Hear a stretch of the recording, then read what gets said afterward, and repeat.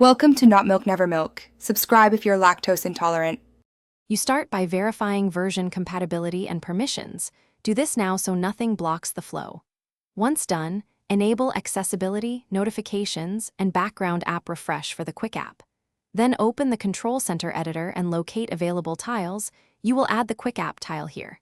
Make sure to tap and drag it into the active area. This immediately exposes the shortcut.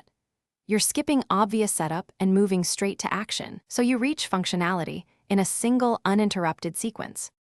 Now configure what the Quick app actually does. Choose between launching the app, opening a widget, or firing a custom shortcut. This decision determines speed and context. Once chosen, set trigger behavior. Single tap for instant launch, long press for options, or double tap for alternative actions. Make sure to tune privacy and battery settings to allow background execution if needed, because restricted modes stop shortcuts from running. Finally, test each trigger twice to confirm timing and response. Finish by running a full test of every configured trigger and workflow.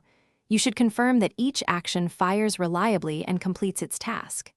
If something fails, revoke and regrant the app permissions, because permission glitches are the most common cause. Once permissions are reset, retest.